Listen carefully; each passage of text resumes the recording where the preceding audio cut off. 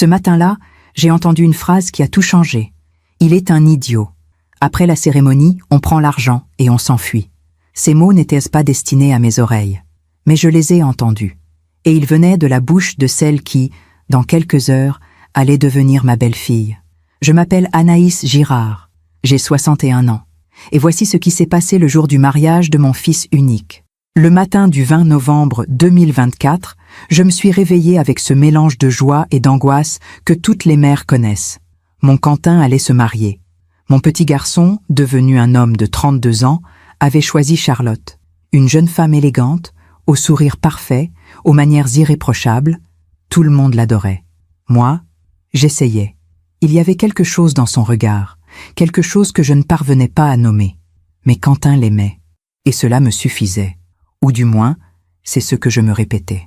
Ce matin-là, j'étais arrivée tôt au château où devait se tenir la cérémonie. Un lieu magnifique, avec ses pierres anciennes, ses jardins impeccables, ses rosiers blancs qui bordaient l'allée principale. Charlotte avait insisté pour tout organiser elle-même. « Laissez-moi faire, Anaïs », m'avait-elle dit avec ce sourire qui ne montait jamais jusqu'à ses yeux. « Je veux que tout soit parfait. » J'avais accepté.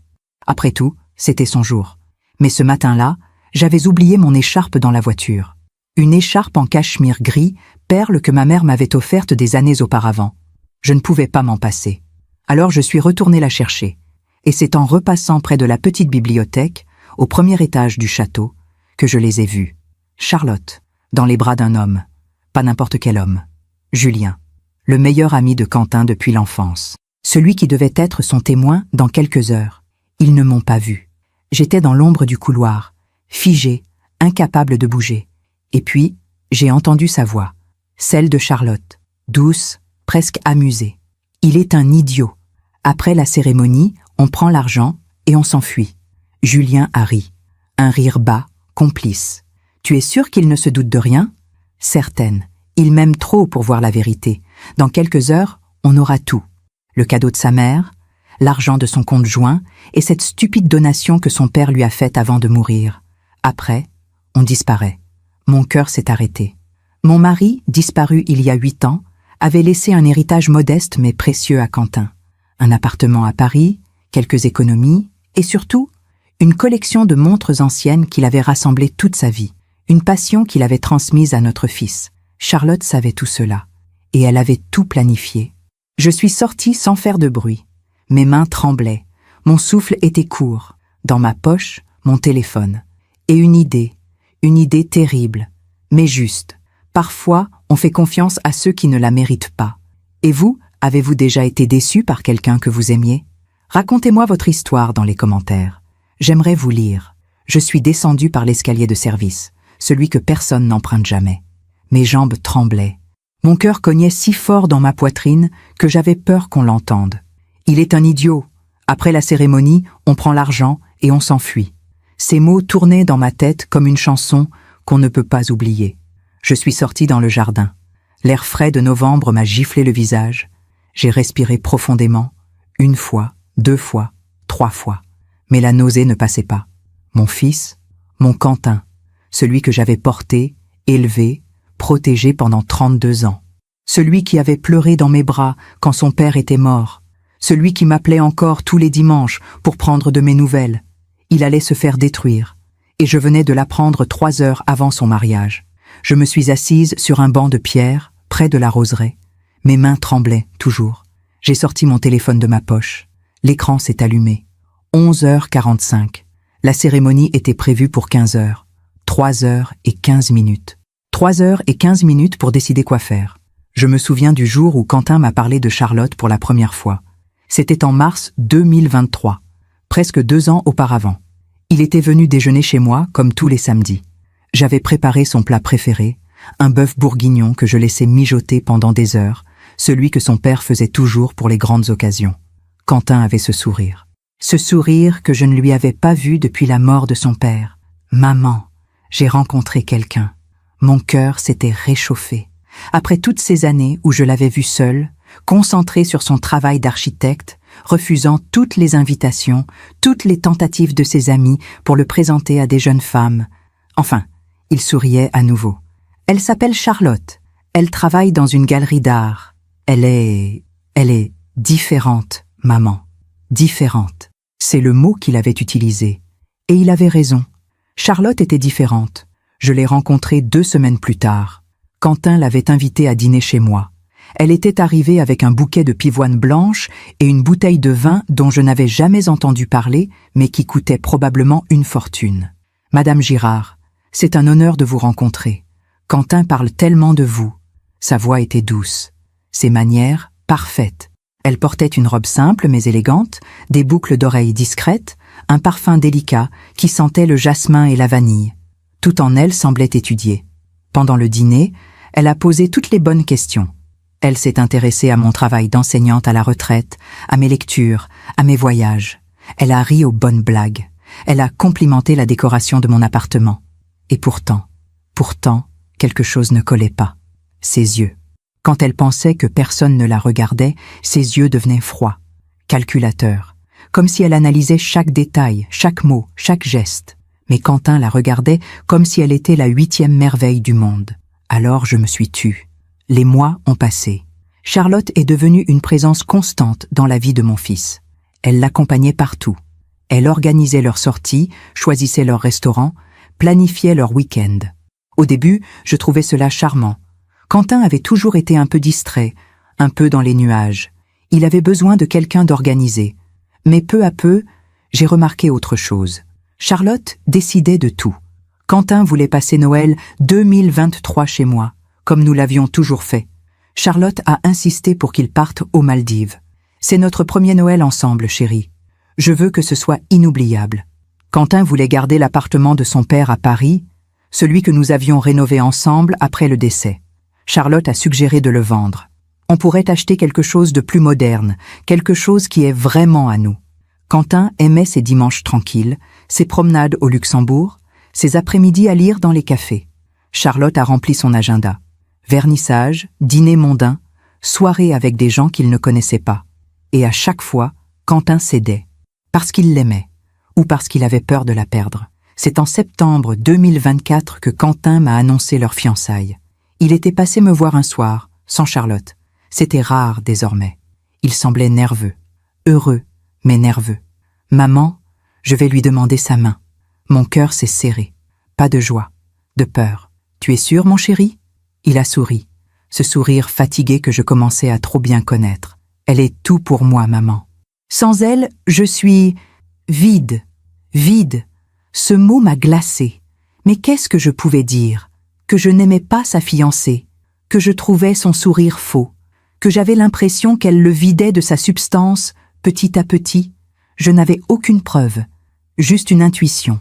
Alors j'ai souri, je l'ai embrassé, et j'ai dit « Alors je suis heureuse pour toi ». Un mensonge, le premier de tant d'autres. Le mariage a été planifié à une vitesse folle. Charlotte voulait que tout soit parfait. Elle a choisi le château, les fleurs, le menu, la musique, les invitations. Elle a tout contrôlé. Quentin m'a demandé un jour, pendant que nous prenions un café ensemble, « Maman, tu trouves que Charlotte exagère un peu avec les préparatifs ?» J'aurais dû dire oui. J'aurais dû lui parler, lui ouvrir les yeux. Mais j'ai eu peur qu'il me repousse, peur de le perdre. Alors j'ai dit « C'est son grand jour, mon chéri. Laisse-la rêver. » Un autre mensonge. Et ce matin-là, assise sur ce banc de pierre, avec le téléphone dans ma main tremblante, je comprenais enfin. Tous les signes étaient là, depuis le début. Charlotte n'avait jamais aimé Quentin. Elle avait aimé ce qu'il possédait, ce qu'il représentait, l'héritage de son père, la stabilité, l'argent. Et maintenant, elle allait tout prendre, avec la complicité de Julien, le meilleur ami de mon fils, celui qui avait grandi avec lui, celui qui avait été témoin à l'enterrement de son père. J'ai levé les yeux vers le ciel. Des nuages gris passaient lentement au-dessus du château. Le vent faisait bruisser les feuilles mortes sur l'allée. Et j'ai pris une décision. Je n'allais pas laisser mon fils se faire détruire. Pas aujourd'hui. Pas par elle. J'ai ouvert l'application de l'appareil photo sur mon téléphone. J'ai vérifié que le son était activé, que la qualité était au maximum. Puis, je suis remontée vers le château, vers la petite bibliothèque du premier étage. Mes pas étaient silencieux. Mon cœur battait à tout rompre, mais ma main ne tremblait plus. Je suis remontée par l'escalier principal cette fois, lentement. Chaque marche craquait sous mes pas, mais je m'en fichais. Ma peur s'était transformée en quelque chose d'autre, quelque chose de froid, de déterminé. Une mère qui protège son enfant n'a pas peur, elle agit. Arrivée au premier étage, j'ai longé le couloir tapissé de velours bordeaux. Les portraits des anciens propriétaires du château me regardèrent passer. Leurs yeux peints semblèrent me juger, ou peut-être m'encourager. La porte de la bibliothèque était entr'ouverte, exactement comme je l'avais laissée 15 minutes plus tôt. J'ai entendu leur voix avant de les voir. Charlotte riait. Un rire cristallin, celui qu'elle réservait aux cocktails mondains, au vernissage, au dîner où elle jouait son rôle de fiancée parfaite. Mais là, ce rire était différent, victorieux. Je me suis approchée sans bruit. Mon téléphone était dans ma main, l'application caméra déjà ouverte. J'ai appuyé sur le bouton d'enregistrement vidéo. Le petit point rouge est apparu à l'écran. J'ai levé l'appareil, juste assez pour cadrer la scène à travers l'entrebâillement de la porte. Charlotte était assise sur le bord du bureau en acajou, ses jambes croisées, sa robe de mariée déjà enfilée. Une merveille de dentelle ivoire et de soie sauvage qui avait coûté 8 000 €. Quentin avait insisté pour payer. « C'est mon cadeau pour toi, mon amour. » Julien était debout devant elle, les mains posées de chaque côté de ses hanches. Il portait déjà son costume de témoin. Anthracite, cravate grise, pochette assortie. Ils se regardaient comme deux complices qui viennent de gagner à la loterie. « Dans 3 heures, tout sera fini », a murmuré Charlotte en passant ses doigts dans les cheveux de Julien. « On joue notre rôle encore quelques heures. Et après, liberté totale. » Julien a souri. Un sourire que je ne lui avais jamais vu. Carnassier, calculateur. « Tu es sûr qu'il a vraiment signé le mandat de gestion du compte joint ? » « Signé et validé jeudi dernier, » a répondu Charlotte avec satisfaction. « Il m'a donné accès à tout. L'appartement de Paris est déjà en vente depuis août. L'agence attend juste la signature finale après le mariage. 95 000 € de commission pour nous. » Mon sang s'est glacé. L'appartement de son père. Celui où Quentin avait grandi. Celui où nous avions passé des heures à trier les affaires après le décès. Celui qu'il voulait garder pour y fonder sa propre famille un jour. Charlotte l'avait mis en vente, sans qu'il le sache. « Et la collection de montres ?» a demandé Julien. Charlotte a ri, ce rire que je détestais déjà. Tout est dans le coffre de sa mère. La pauvre femme ne se doute de rien. Quentin m'a donné la combinaison la semaine dernière. Il voulait que je choisisse une montre pour ton cadeau de témoin. Touchant, n'est-ce pas ? Ma respiration s'est coupée. Le coffre où j'avais rangé la collection de mon mari. 23 montres anciennes, certaines datant du 19e siècle. Une Patek Philippe de 1928. Une Vacheron Constantin de 1935. Des pièces que mon mari avait rassemblées pendant 40 ans. Des pièces qui valaient, selon le dernier expert que j'avais consulté, en 2023, plus de 150 000 €. Et Quentin lui avait donné la combinaison. « On prend tout demain matin », a continué Charlotte, pendant qu'ils dormiront tout leur cuite de mariage. On charge la voiture et on part. J'ai déjà les contacts à Genève, ils achètent cash, sans poser de questions. « Et Quentin ?» a demandé Julien avec un sourire en coin. « Qu'est-ce qu'on fait de ton idiot de mari ?» Charlotte a haussé les épaules. « On lui laisse une lettre, un truc vague. Je ne peux pas continuer. Pardonne-moi, j'ai besoin de me retrouver. » Le genre de connerie romantique qu'il comprendra. Il pleurera pendant quelques semaines, puis il se consolera en pensant que c'était trop beau pour être vrai. Les hommes comme lui adorent se morfondre. Ma main tremblait, mais je continuais à filmer. Chaque mot, chaque sourire, chaque geste. « Et nous ?» a murmuré Julien en se penchant vers elle. Charlotte l'a embrassé. Un baiser long, profond, sans la moindre hésitation. Quand ils se sont séparés, elle a souri. « Nous, on recommence ailleurs, loin de Paris, loin de ces bourgeois coincés, avec assez d'argent pour vivre comme on l'a toujours voulu. Tu as pensé à tout, » a dit Julien avec admiration. « Toujours, » a répondu Charlotte. « C'est pour ça que tu m'aimes, non ?» J'ai arrêté l'enregistrement. 3 minutes et 47 secondes. 3 minutes et 47 secondes qui allaient tout changer. Je suis redescendue aussi silencieusement que j'étais montée. Mon cœur battait si fort que j'avais l'impression qu'il allait exploser. Mais mes mains ne tremblaient plus. J'avais la preuve. Maintenant, il me fallait un plan. Je suis retournée dans le jardin. Le banc de pierre était toujours là, fidèle, solide. Je me suis assise. J'ai sorti mon téléphone. J'ai regardé la vidéo 1 fois. Puis 2 fois. Chaque visionnage me retournait l'estomac. Mais je devais être certaine. Certaine que tout était clair, que le son était audible, que leur visage était reconnaissable. Tout était parfait. Trop parfait pour être inventé. Trop cruel pour être pardonné. J'aurais pu appeler Quentin immédiatement, lui montrer la vidéo, tout arrêter avant qu'il ne soit trop tard. Mais je connaissais mon fils. Quentin était un homme bon, trop bon. Il aurait voulu des explications. Il aurait confronté Charlotte. Et elle aurait menti. Elle aurait pleuré. Elle aurait retourné la situation. C'était une blague, chérie. On répétait une scène pour une pièce de théâtre. Tu ne comprends pas l'humour de Julien. Ou pire, c'est ta mère qui t'a monté contre moi. Elle ne m'a jamais aimé. Elle invente des histoires pour nous séparer. Et Quentin, parce qu'il l'aimait, parce qu'il voulait y croire, aurait peut-être douté. De la vidéo, de moi, de lui-même. Non. Il fallait que ce soit public. Il fallait que tout le monde sache. Il fallait qu'elle ne puisse pas mentir, pas s'échapper, pas manipuler. Pendant que je raconte tout cela, je me demande d'où vous m'écoutez. Écrivez le nom de votre ville en commentaire. J'ai regardé l'heure. 12h20. La cérémonie commençait à 15h. J'avais encore du temps. J'ai composé un numéro, celui de Marc, un ancien collègue de mon mari, devenu un ami fidèle après sa mort. Marc travaillait dans l'audiovisuel. Il possédait une petite entreprise de sonorisation pour événements. Il a décroché à la 3e sonnerie. « Anaïs, tout va bien ? Marc, j'ai besoin d'un service. Un service urgent. » Il a hésité.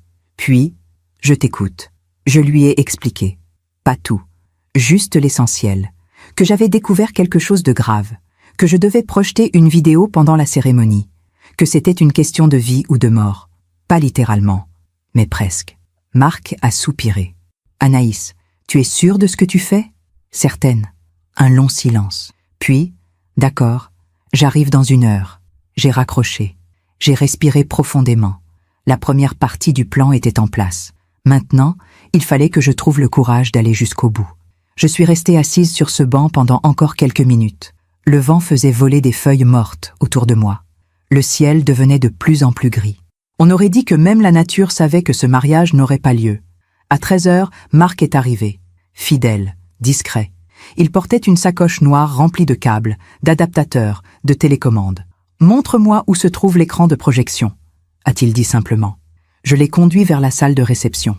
Une immense pièce aux murs lambrissés, aux lustres de cristal, aux fenêtres donnant sur le parc. Au fond, un grand écran blanc avait été installé pour projeter un montage photo de Quentin et Charlotte pendant le cocktail. Un montage de mensonges. Marc a étudié le système. Il a hoché la tête. C'est faisable. Je vais connecter ton téléphone directement au projecteur. Tu me donnes le signal et ça démarre. Et si quelqu'un essaie d'arrêter la vidéo? Il a souri. Un sourire complice. J'ai prévu ça. Je verrouille le système. Une fois lancé, personne ne peut l'arrêter avant la fin. J'ai senti mes épaules se détendre. Pour la première fois depuis ce matin, j'ai eu l'impression de respirer vraiment. Merci Marc. Il a posé sa main sur mon épaule. Philippe aurait fait la même chose pour Quentin. Philippe, mon mari, le père de Quentin. Des larmes me sont montées aux yeux, mais je les ai refoulées. Ce n'était pas le moment de pleurer. C'était le moment d'agir. À 14h30, les invités ont commencé à arriver. Des couples élégants, des femmes en robe longue, des hommes en costume sombre. Tout le monde souriait. Tout le monde était heureux. Personne ne savait. J'ai enfilé ma robe. Une robe simple, en crêpe gris perle, celle que j'avais achetée en octobre pour l'occasion. J'ai attaché le collier de perles que Philippe m'avait offert pour nos 20 ans de mariage. J'ai mis mes escarpins noirs.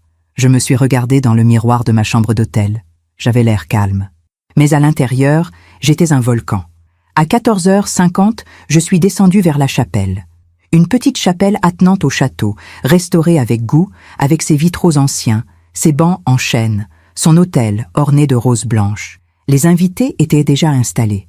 72 personnes. La famille de Quentin, ses amis, ses collègues et la famille de Charlotte. Des gens que je ne connaissais pas. Des visages froids, distants. Je me suis assise au premier rang, côté gauche. La place de la mère du marié. Mon fils est arrivé quelques minutes plus tard. Il était magnifique dans son costume anthracite. Mais il était pâle, nerveux. Il m'a regardé. Il a souri. Un sourire fragile. J'ai souri en retour. Et j'ai prié pour qu'il me pardonne un jour. La musique a commencé. Un quatuor à cordes installé dans le coin gauche de la chapelle. Vivaldi, les 4 saisons, le printemps. Charlotte avait tout choisi, jusqu'à la musique. Je veux que notre mariage soit un nouveau départ, chérie, un printemps après l'hiver. Quentin avait trouvé ça poétique. Moi, je trouvais ça calculé. Les portes de la chapelle se sont ouvertes, et elle est apparue. Charlotte, dans sa robe de dentelle ivoire, un bouquet de pivoine blanche entre les mains, ses cheveux relevés en un chignon savant, quelques mèches encadrant son visage. Elle était magnifique, comme un tableau parfait, comme un mensonge parfait. Elle a remonté l'allée centrale au bras de son père, un homme grand, aux cheveux gris, au regard froid. Monsieur Dufresne, un avocat d'affaires à la retraite. Je l'avais rencontré 2 fois. 2 fois où il m'avait à peine adressé la parole. Charlotte souriait, ce sourire radieux qu'elle maîtrisait si bien. Elle saluait les invités d'un mouvement de tête gracieux, une princesse dans son royaume. Quand elle est passée devant moi, nos regards se sont croisés. Une fraction de seconde. Dans ses yeux, j'ai vu quelque chose que personne d'autre ne pouvait voir. Du mépris, du triomphe. Elle pensait avoir gagné. Elle a rejoint Quentin devant l'autel. Mon fils la regardait comme si elle était la 8e merveille du monde. Ses yeux brillaient. Il était ému, heureux. Il ne voyait pas ce que moi je voyais. Il ne savait pas ce que moi je savais. Le prêtre s'est avancé. Père Dominique. Un homme d'une 60aine d'années, à la voix douce, que Quentin connaissait depuis l'enfance. C'est lui qui avait célébré l'enterrement de Philippe. C'est lui qui avait baptisé Quentin 32 ans plus tôt. Il a ouvert son missel. Il a souri aux mariés. Mes chers amis, nous sommes réunis en ce 20 novembre de l'an 2024 pour célébrer l'union de Quentin et Charlotte. Sa voix résonnait dans la chapelle. Calme, solennelle. Les invités écoutaient religieusement. Moi, je comptais les minutes.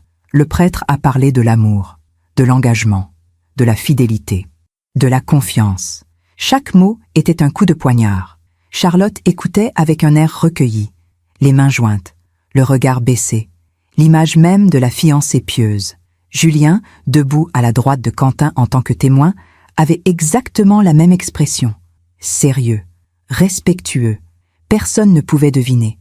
Personne, sauf moi. Pendant que le prêtre continuait son homélie, j'ai discrètement sorti mon téléphone de mon sac. Je l'ai posé sur mes genoux, caché sous mon châle en cachemire. J'ai ouvert l'application de messagerie. Marc était installé dans la salle de réception, à côté du projecteur. Nous avions tout préparé, un simple message de ma part, et il lancerait tout. Mais pas encore, pas avant le bon moment. « Quentin, » a dit le prêtre en se tournant vers mon fils, « acceptez-vous de prendre Charlotte pour épouse, de l'aimer et de la chérir, dans la joie comme dans la peine, dans la richesse comme dans la pauvreté, dans la santé comme dans la maladie, tous les jours de votre vie ?» Quentin a souri, un sourire lumineux. « Oui, je le veux. » Sa voix était ferme, convaincue. Mon cœur s'est brisé un peu plus. « Charlotte, » a continué le prêtre, « acceptez-vous de prendre Quentin pour époux, de l'aimer et de le chérir, dans la joie comme dans la peine, dans la richesse comme dans la pauvreté, dans la santé comme dans la maladie, tous les jours de votre vie ?» Charlotte a levé les yeux vers Quentin. Elle a souri, ce sourire parfait, ce sourire de mensonge. « Oui, je le veux. » Sa voix était douce, émue, une actrice parfaite. Le prêtre a fait une pause. Il a regardé l'assemblée. Si quelqu'un connaît une raison pour laquelle ces 2 personnes ne devraient pas être unies par le mariage, qu'il parle maintenant ou se taise à jamais. Le silence. Un silence absolu. On aurait entendu une plume tomber. C'était le moment. Le moment que j'avais attendu, redouté, préparé. J'ai respiré profondément. 1 fois, 2 fois. Mes mains tremblaient. Mon cœur cognait dans ma poitrine comme un tambour de guerre. Je me suis levé. Lentement. Tous les regards se sont tournés vers moi. 72 pères d'yeux. Stupéfaits. Choqués. Quentin me regardait, les yeux écarquillés. Il ne comprenait pas. Charlotte me regardait aussi. Et dans ses yeux, pour la première fois, j'ai vu quelque chose qui ressemblait à de la peur. Moi, ai-je dit d'une voix claire, plus claire que je ne l'aurais cru possible. J'ai quelque chose à dire. Le prêtre a ouvert la bouche. Il ne savait pas quoi faire. Jamais, en 40 ans de sacerdoce, quelqu'un ne s'était levé à ce moment précis. « Madame Girard » a-t-il commencé. « Père Dominique » ai-je coupé avec respect mais fermeté. Ce mariage ne peut pas avoir lieu. Et je vais vous montrer pourquoi. Un murmure a parcouru l'assemblée. Des gens se penchaient, les uns vers les autres. Des chuchotements, de la confusion. Quentin s'est avancé vers moi. « Maman, qu'est-ce que tu fais ?» Sa voix était brisée, suppliante. J'ai senti les larmes me monter aux yeux, mais je les ai retenues. « Pardonne-moi, mon chéri. Mais il faut que tu saches. Il faut que tout le monde sache. » Charlotte a fait un pas en avant. Son visage avait changé. Le masque de la fiancée parfaite était tombé. Ses yeux étaient froids, durs. « Madame Girard, je ne sais pas ce que vous croyez savoir, mais je ne crois pas. » Ai-je coupé? Je sais. J'ai levé mon téléphone. J'ai tapé le message que j'avais préparé. « Lance maintenant. » Et j'ai appuyé sur « Envoyer ». Pendant 3 secondes, rien ne s'est passé. 3 secondes qui ont semblé durer une éternité. Et puis, dans la salle de réception adjacente à la chapelle, le grand écran blanc s'est allumé. La lumière a traversé les portes vitrées qui séparaient les 2 pièces. Les invités se sont retournés. Et la vidéo a commencé. Le son était fort, très fort. Marc avait monté le volume au maximum. La voix de Charlotte a résonné dans toute la chapelle. « Il est un idiot. » Après la cérémonie, on prend l'argent et on s'enfuit. Le silence. Un silence de mort. Puis le chaos. Les invités se sont levés. Certains se sont précipités vers les portes vitrées pour mieux voir. D'autres sont restés figés, sous le choc. Sur l'écran, on voyait Charlotte et Julien. Dans la bibliothèque, 3 heures plus tôt. Chaque mot, chaque geste, chaque baiser. Tu es sûr qu'il a vraiment signé le mandat de gestion du compte joint? Signé et validé jeudi dernier. Il m'a donné accès à tout. L'appartement de Paris est déjà en vente depuis août. Quentin s'est retourné vers l'écran. Son visage était blanc. Ses lèvres tremblaient. Il regardait la vidéo comme si c'était un cauchemar, comme s'il attendait de se réveiller. Et la collection de montres? Tout est dans le coffre de sa mère. La pauvre femme ne se doute de rien. Quentin m'a donné la combinaison la semaine dernière. Quentin a vacillé. Julien, son meilleur ami, son témoin, s'est approché de lui. « Quentin, écoute, ce n'est pas... » Mon fils l'a repoussé, violemment. « Ne me touche pas. » Sa voix était méconnaissable, brisée, furieuse. Charlotte, elle, ne regardait pas l'écran. Elle me regardait. Et dans ses yeux, il n'y avait plus de peur. Il y avait de la haine, pure, absolue. « Vous, » a-t-elle sifflé, « vous avez tout gâché. » Sur l'écran, la vidéo continuait. « Et Quentin, qu'est-ce qu'on fait de ton idiot de mari? On lui laisse une lettre, un truc vague. Je ne peux pas continuer, pardonne-moi. J'ai besoin de me retrouver. » Le genre de connerie romantique qu'il comprendra. Quentin s'est tourné vers Charlotte. Il la regardait comme s'il la voyait pour la première fois. Et peut-être que c'était vrai. Peut-être que, pour la première fois, il voyait vraiment qui elle était. « C'est vrai ?» a-t-il demandé d'une voix blanche. « Tout ce qu'elle dit sur cette vidéo, c'est vrai ?» Charlotte a ouvert la bouche, puis l'a refermée. Pour la première fois depuis que je la connaissais, elle ne savait pas quoi dire. Elle ne pouvait pas mentir. Pas avec cette vidéo qui tournait en boucle derrière elle. Julien a tenté de s'éclipser, de sortir discrètement par la porte latérale. Mais 2 invités, des amis de Quentin, l'ont bloqué. « Tu ne vas nulle part », a dit l'un d'eux. Le père de Charlotte s'est avancé. Monsieur Dufresne. Son visage était cramoisi. De honte, de colère. Il a regardé sa fille. « Charlotte, dis-moi que ce n'est pas vrai. » Elle n'a rien répondu. Elle s'est contentée de fixer le sol. Je me demande encore si j'ai fait le bon choix. Et vous? Qu'auriez-vous fait à ma place? La vidéo s'est arrêtée. 3 minutes et 47 secondes. 3 minutes et 47 secondes qui avaient tout détruit, ou tout sauvé, selon le point de vue. Le prêtre s'est raclé la gorge. Il ne savait pas quoi faire. Jamais il n'avait vécu une telle situation. « Je crois, » a-t-il commencé d'une voix hésitante, « je crois que cette cérémonie ne peut pas continuer. » Quentin a arraché sa boutonnière. Il l'a jetée par terre, puis il a regardé Charlotte une dernière fois. « Sors d'ici, » a-t-il dit d'une voix tremblante. « Sors d'ici avant que je fasse quelque chose que je regretterai. » Charlotte a relevé la tête. Elle a ouvert la bouche pour parler. Mais aucun son n'est sorti. Elle a tourné les talons. Elle a remonté l'allée centrale. Seule. Sans son bouquet. Sans sa dignité. La robe de 8 000 € traînant sur le sol de pierre. Les invités s'écartaient sur son passage. Personne ne la regardait.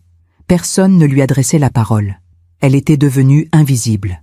Julien a tenté de la suivre, Mais Quentin l'a attrapé par le bras. « Toi, a-t-il dit d'une voix sourde, tu étais mon frère. » Julien a baissé les yeux. « Quentin, tais-toi. Juste, tais-toi. » Quentin l'a relâché. Julien est sorti en courant. Puis le silence est retombé. Un silence pesant, écrasant. Les invités ne savaient pas quoi faire. Partir?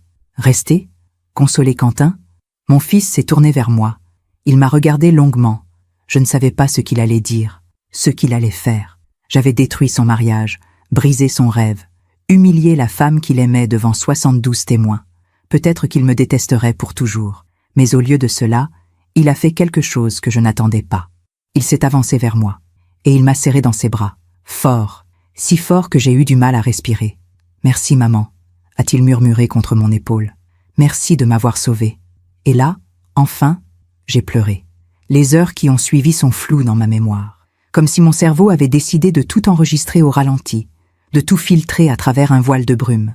Je me souviens de certains détails avec une netteté troublante. Le bruit des talons de Charlotte sur les dalles de pierre alors qu'elle sortait de la chapelle, le parfum de jasmin et de vanille qu'elle portait et qui flottait encore dans l'air, le tremblement des mains de Quentin quand il a desserré sa cravate. Et je me souviens du silence, ce silence pesant, gênant, que personne n'osait briser. Les invités sont sortis petit à petit. Certains nous ont adressé des regards compatissants, d'autres des regards curieux, avides de détails à raconter plus tard, autour d'un dîner. Tu ne devineras jamais ce qui s'est passé au mariage des Girard. Quelques amis proches de Quentin sont restés. Marc, bien sûr, qui est descendu de la salle de réception et s'est tenu discrètement à l'écart. 2 collègues architectes de mon fils. Et Suzanne, ma meilleure amie depuis 25 ans, qui m'a serré dans ses bras sans dire un mot. Parfois, le silence vaut tous les discours du monde. Le père Dominique s'est approché de Quentin. Il a posé une main sur son épaule. « Mon garçon, je suis profondément désolé de ce que tu viens de vivre. » Quentin a hoché la tête, incapable de parler. Ses yeux étaient rouges, mais il ne pleurait pas. Pas encore. Je connaissais mon fils. Il était en état de choc. La douleur viendrait plus tard, quand il serait seul, quand il réaliserait vraiment ce qui venait de se passer. « Si tu as besoin de parler, je suis là, » a continué le prêtre. « À n'importe quelle heure, n'importe quel jour. »« Merci, mon père, » a murmuré Quentin. Le prêtre m'a regardé. Dans ses yeux, je n'ai vu aucun jugement, seulement de la compassion. « Vous avez fait ce qu'il fallait, Anaïs. Ce n'était pas facile, mais c'était juste. » Ces mots m'ont soulagé plus qu'il ne le saura jamais. Vers 16 heures, le château s'est vidé complètement. Il ne restait plus que Quentin, Marc, Suzanne et moi.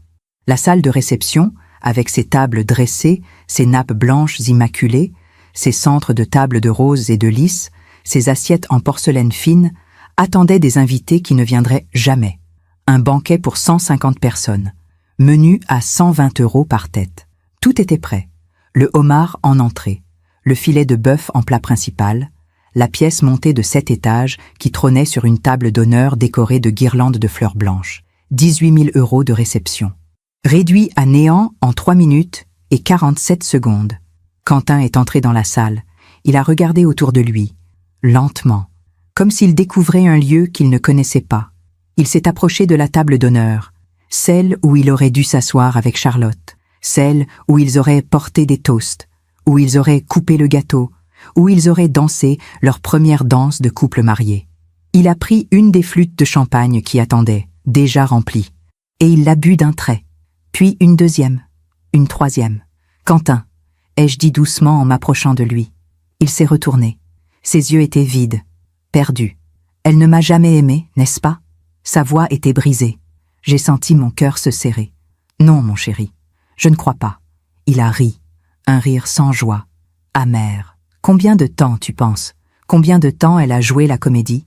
Je ne sais pas. Depuis le début? Depuis le jour où elle m'a abordé à ce vernissage en mars 2023?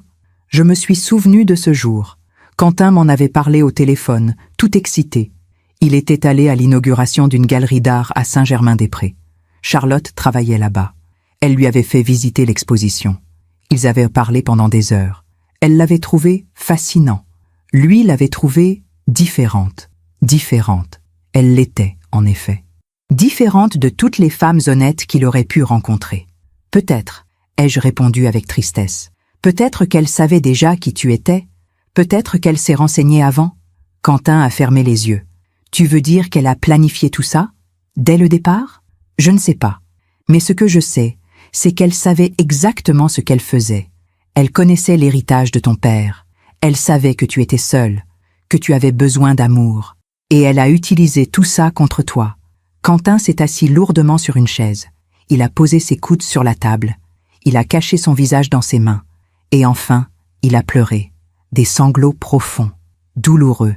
Ceux d'un homme qui vient de perdre non seulement la femme qu'il aimait, mais aussi sa confiance, sa foi en l'amour, en l'humanité. Je me suis assise à côté de lui. J'ai passé mon bras autour de ses épaules. Je l'ai laissé pleurer. Parce que parfois, c'est tout ce qu'une mère peut faire. Marc et Suzanne sont restés à distance, respectant notre douleur, notre intimité. Après un long moment, Quentin a relevé la tête. Ses yeux étaient gonflés, son visage ravagé. « Et Julien ?»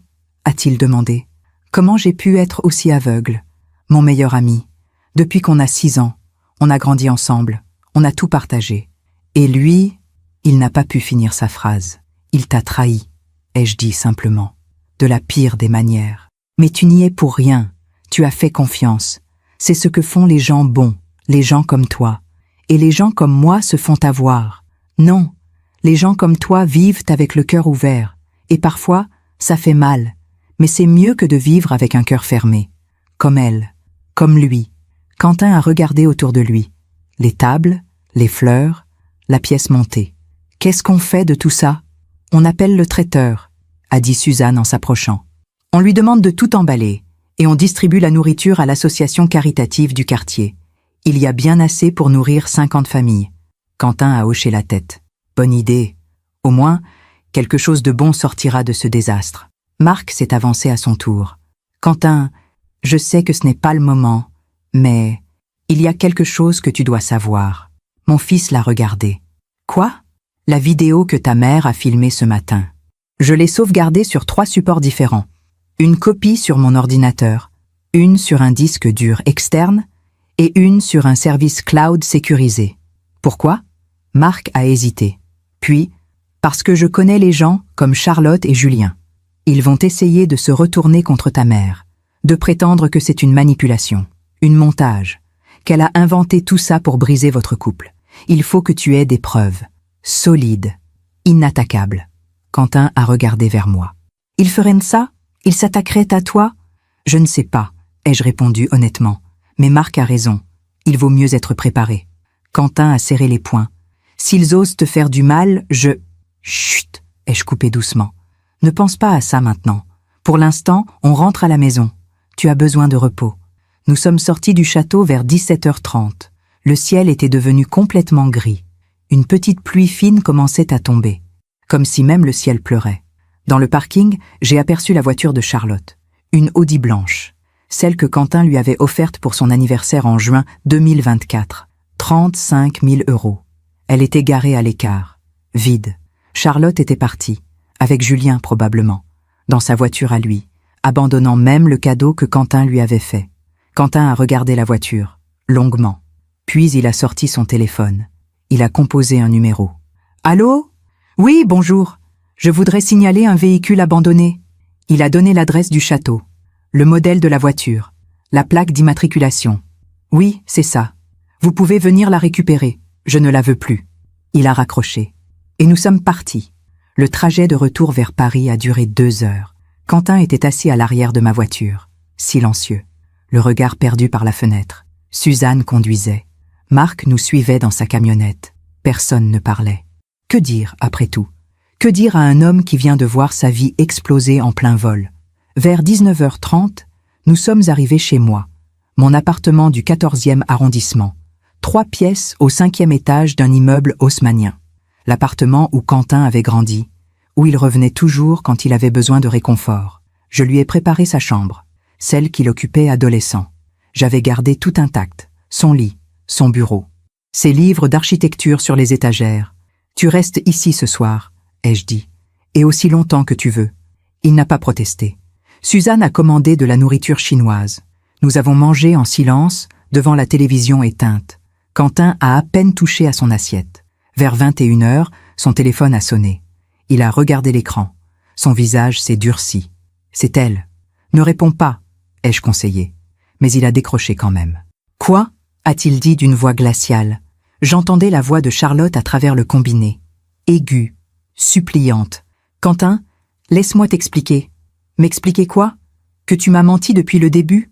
Que tu ne m'as jamais aimé? Que tu voulais juste mon argent? Ce n'est pas aussi simple. Si, c'est exactement aussi simple. S'il te plaît, écoute-moi. Ta mère a tout déformé. Elle, Quentin a coupé. Ne parle pas de ma mère. Ne prononce même pas son nom. Elle m'a sauvée. Elle a vu ce que moi, aveugle idiot que je suis, je refusais de voir. Quentin. Et Julien? Hein? Comment tu expliques Julien? Un silence. Puis, c'était une erreur. Un moment de faiblesse. Ça ne voulait rien dire. Quentin a ri. Ce même rire amer que j'avais entendu au château. Une erreur? Vous planifiez de me voler depuis des mois et tu appelles ça une erreur? Tu as mis mon appartement en vente. Tu as volé la combinaison du coffre de ma mère. Tu allais prendre les montres de mon père, les montres qu'il a collectionnées pendant 40 ans. Et tu appelles ça une erreur? Charlotte s'est tue. Je ne veux plus jamais te voir, a continué Quentin. Plus jamais t'entendre, plus jamais entendre parler de toi. Si tu m'approches, si tu approches ma mère, j'appelle la police. C'est clair? Quentin. Il a raccroché, puis il a bloqué son numéro, et celui de Julien. Et il a posé son téléphone sur la table. Ses mains tremblaient. C'est fini, a-t-il murmuré. C'est vraiment fini. Cette nuit-là, je l'ai entendu pleurer dans sa chambre. Longtemps, jusqu'à très tard. Je suis restée éveillée, assise dans mon salon, incapable de dormir. Je pensais à tout ce qui s'était passé, à la vidéo, à l'humiliation publique, au mariage annulé, à Charlotte et Julien qui avaient disparu comme des voleurs, parce que c'est ce qu'ils étaient, des voleurs. Mais j'avais réussi. J'avais sauvé mon fils. Et même si cela lui faisait mal maintenant, même s'il souffrait, je savais qu'un jour, il comprendrait. Un jour, il me remercierait vraiment. Les jours qui ont suivi le 20 novembre 2024 ont été les plus difficiles de ma vie. Non pas pour moi, mais pour Quentin. Le lendemain matin, un vendredi, je me suis réveillée à 6 heures. J'avais à peine dormi 3 heures. Mon corps était épuisé, mais mon esprit refusait de se reposer. Je suis allée à la cuisine. J'ai préparé du café. Le même café que Philippe préparait tous les matins pendant nos 30 ans de mariage. Fort, noir, avec juste une pointe de cardamome. Quentin est sorti de sa chambre vers 8 heures. Il portait encore le pantalon de son costume de mariage, sa chemise blanche, froissée, déboutonnée. Ses cheveux étaient en désordre, ses yeux gonflés et rouges. Il n'avait pas dormi non plus. « Bonjour mon chéri », ai-je dit doucement. Il a hoché la tête sans parler. Il s'est assis à la table de la cuisine. La même table où il faisait ses devoirs quand il avait 10 ans. La même table où il avait annoncé qu'il voulait devenir architecte à 16 ans. La même table où il m'avait présenté Charlotte, il y a presque 2 ans. Je lui ai servi un café. Il l'a bu mécaniquement, sans goût, sans plaisir. « Tu as faim ?» ai-je demandé. « Non. Il faut que tu manges quelque chose. »« Je n'ai pas faim, maman. » Je n'ai pas insisté. Je connaissais ce ton, celui d'un homme qui essaie de garder le contrôle alors que tout s'effondre autour de lui. Nous sommes restés assis en silence pendant un long moment. Le bruit de la circulation dans la rue, le ronronnement du réfrigérateur, le tic-tac de l'horloge murale que Philippe avait achetée à Montmartre en 1995. Des bruits familiers, rassurants. Des bruits qui disaient « la vie continue ». Même quand on a l'impression qu'elle ne devrait pas. Vers 9 heures, le téléphone de Quentin a vibré. Puis encore, et encore, des messages, des dizaines de messages. Il a regardé l'écran. Son visage s'est fermé. « Des amis ?» ai-je demandé. « Certains » a-t-il répondu avec amertume. D'autres, juste des curieux qui veulent savoir ce qui s'est passé, qui veulent les détails croustillants pour alimenter leur ragot. Il a éteint son téléphone. Je ne veux parler à personne. Ce vendredi-là, Quentin n'est pas sorti de l'appartement. Il est resté dans sa chambre la plupart du temps. Allongé sur son lit, les yeux fixés au plafond, j'ai essayé de lui parler, de le faire manger, de le faire réagir. Mais il était ailleurs, dans un endroit sombre où je ne pouvais pas le rejoindre. Le soir, Suzanne est passée. Elle a apporté un poulet rôti, des légumes, une tarte aux pommes. « Il faut qu'il mange », a-t-elle dit avec détermination. Nous avons mis la table tous les trois. Quentin a picorné dans son assiette. Quelques bouchées. Par politesse plus que par appétit. « Quentin, » a dit Suzanne avec douceur, « je sais que c'est difficile. Mais tu dois penser à la suite. Il y a des choses pratiques à régler. » Il a levé les yeux vers elle. Quelle chose! L'appartement que Charlotte a mis en vente, le compte joint, les cadeaux de mariage qu'elle a peut-être déjà encaissés. Il faut que tu protèges ce qui reste. Quentin a fermé les yeux. Je m'en fiche. Qu'elle prenne tout. Je veux juste qu'elle disparaisse de ma vie. Mais Suzanne, ancienne avocate à la retraite, n'était pas du genre à abandonner. Non, tu ne vas pas lui faciliter la tâche. Elle t'a trahi. Elle a essayé de te voler. Tu as le droit de te défendre. Suzanne a raison, ai-je ajouté. Charlotte et Julien ont planifié tout ça. Ils méritent d'en subir les conséquences. Quentin a soupiré. Un long soupir épuisé. D'accord. Qu'est-ce que je dois faire? Le lundi suivant, le 24 novembre, Suzanne a accompagné Quentin chez un avocat. Maître Rousseau. Un homme de 55 ans, sérieux, compétent. Ils sont revenus en fin d'après-midi. Quentin semblait un peu moins perdu, un peu plus déterminé. L'avocat dit que je peux bloquer la vente de l'appartement, m'a-t-il expliqué. Charlotte n'avait pas le droit de le mettre en vente sans mon accord écrit. Le mandat qu'elle a fait signer était frauduleux. C'est une bonne nouvelle. Il dit aussi que je peux porter plainte pour tentative d'escroquerie, contre elle et contre Julien. J'ai vu quelque chose changer dans ses yeux. Une étincelle, petite, fragile, mais présente, de la colère, une colère saine, nécessaire. Parce que la colère, parfois, c'est ce qui nous empêche de sombrer complètement. « Tu vas le faire ?» ai-je demandé. « Je ne sais pas encore. Maître Rousseau m'a conseillé d'attendre un peu. De voir si Charlotte ou Julien essaient de me contacter, de me menacer, de prendre quoi que ce soit. Pour l'instant, la vidéo que tu as filmée suffit comme preuve. Mais si jamais ils tentent quelque chose, alors oui, je porterai plainte. » J'ai hoché la tête. Je pense que c'est sage. Cette nuit-là, Quentin a mieux dormi. Pas beaucoup, mais mieux. Le lendemain matin, il s'est levé plus tôt. Il a pris une douche, il s'est rasé, il a enfilé des vêtements propres, petits gestes, mais essentiels. Les gestes qui disent « je ne vais pas me laisser détruire ». La semaine suivante a été étrange. Quentin a commencé à trier ses affaires. Toutes les affaires qui étaient encore chez Charlotte, chez eux, dans l'appartement qu'ils avaient loué ensemble à Montparnasse depuis septembre 2023. Il y est allé un mercredi matin, le 27 novembre. J'ai insisté pour l'accompagner. « Je ne veux pas que tu y ailles seul, » ai-je dit. Il n'a pas protesté. L'appartement était vide. Charlotte était partie. Elle avait emporté toutes ses affaires, ses vêtements, ses livres, ses tableaux, ses meubles. Elle avait laissé seulement ce qui appartenait à Quentin. Et un mot, un simple mot, posé sur la table de la cuisine. Quentin l'a lu. Ses mains tremblaient, puis il me l'a tendu. « Quentin, je sais que tu ne me pardonneras jamais. Je ne te demande pas de le faire. Ce qui s'est passé au château, c'était une humiliation publique que je ne méritais pas. Ta mère a tout détruit. Mais peut-être qu'elle avait raison. Peut-être que je ne t'ai jamais vraiment aimé comme tu le méritais. Je ne vais pas m'excuser. Je ne vais pas supplier. Nous savons tous les deux que c'est fini. Je te laisse l'appartement. Je te laisse tout. Considère ça comme une compensation. Ne me cherche pas. Je ne reviendrai pas.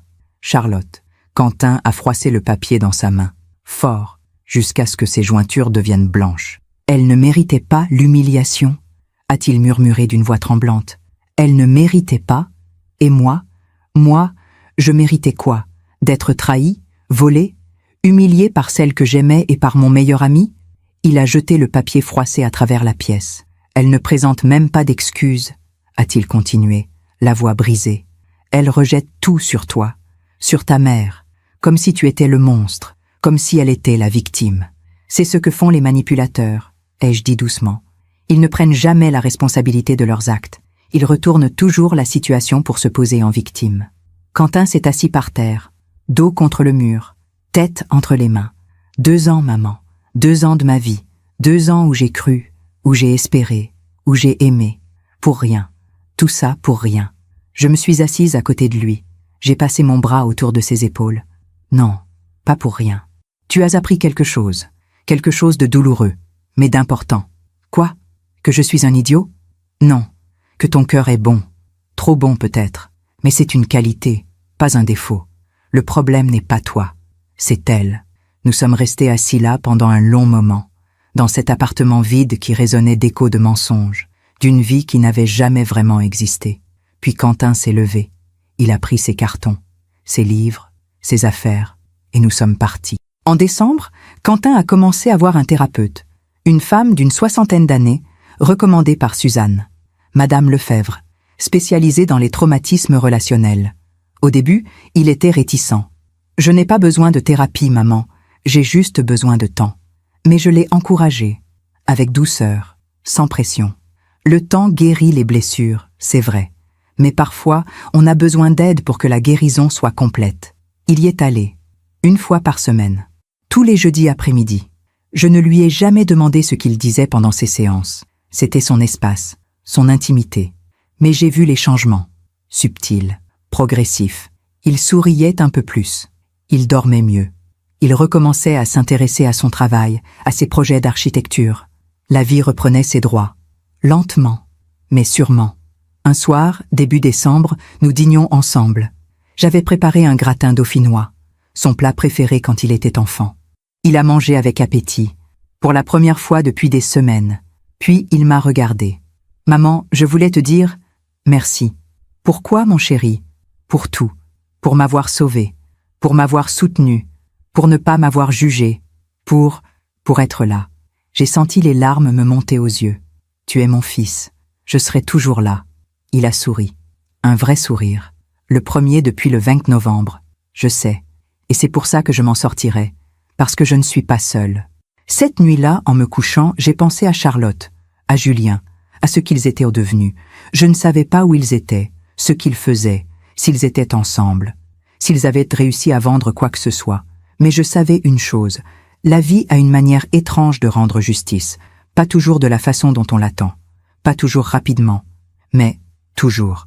C'est le 15 décembre 2024 que tout a basculé à nouveau, presque un mois après le mariage annulé. Un mois pendant lequel Quentin avait commencé à reconstruire sa vie, lentement, difficilement, mais courageusement.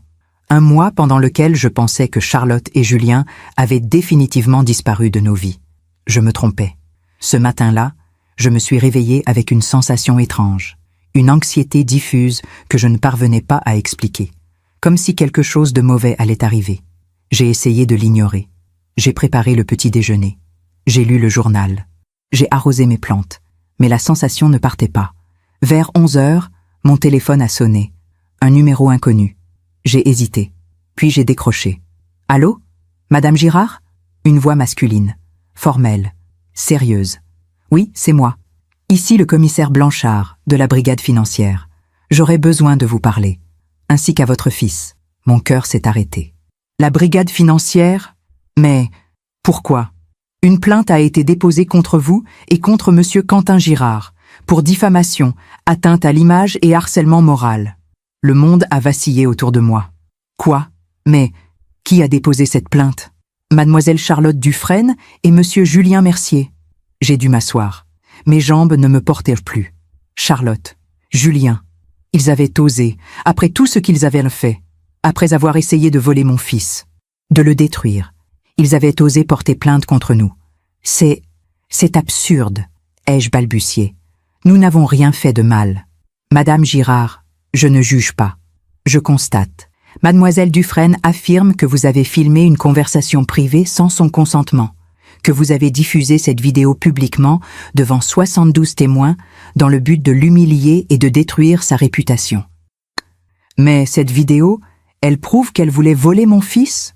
C'est ce que nous allons examiner. Mais pour l'instant, je dois vous convoquer, vous et votre fils, pour un entretien.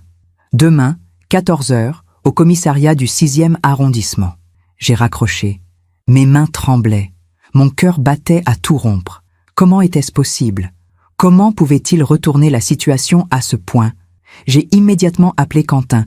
Il était au travail, dans son agence d'architecture. « Maman, tout va bien ? » « Non, tout ne va pas bien. » Je lui ai tout raconté. La convocation, la plainte, l'accusation. Il y a eu un long silence au bout du fil. Puis, il ne manque pas de culot. Sa voix était glaciale, dure, une voix que je ne lui connaissais pas. Qu'est-ce qu'on fait ? On appelle Maître Rousseau. Tout de suite. 1 heure plus tard, nous étions dans le cabinet de l'avocat. Suzanne nous avait rejoints. Son expérience juridique était précieuse, même si elle ne pratiquait plus. Maître Rousseau nous a écoutés attentivement. Puis il a hoché la tête. « C'est une stratégie classique », a-t-il expliqué. « Quand on est pris la main dans le sac, on attaque, on inverse les rôles, on se pose en victime. Mais la vidéo, ai-je commencé. La vidéo est à double tranchant, a coupé l'avocat. D'un côté, elle prouve effectivement leurs intentions malveillantes. De l'autre, vous l'avez filmée sans leur consentement. Et en France, c'est délicat. Quentin s'est penché en avant. Vous voulez dire qu'on risque quelque chose? Potentiellement, oui. Une condamnation pour atteinte à la vie privée. Une amende. Peut-être plus, selon comment le juge interprète la diffusion publique. Mais c'était pour me protéger, s'est exclamé Quentin. Ma mère m'a sauvé d'une escroquerie. Je sais. Et c'est notre ligne de défense. Nous allons plaider l'état de nécessité. Le fait que Madame Girard a agi pour protéger son fils d'un préjudice grave et imminent. Mais il faut se préparer. Charlotte et Julien ont visiblement engagé un bon avocat. Suzanne a croisé les bras. Maître Rousseau, j'ai une question. Pourquoi Charlotte et Julien portent-ils plainte maintenant? 1 mois après les faits? L'avocat a souri. Un sourire amer. Parce qu'ils ont probablement échoué dans leur plan. Ils n'ont pas réussi à vendre l'appartement. Ils n'ont pas pu accéder au compte de Quentin. Ils n'ont rien obtenu. Alors ils tentent une dernière manœuvre. Intimider, faire pression, peut-être obtenir un arrangement financier pour retirer leur plainte. Du chantage, ai-je murmuré. Exactement.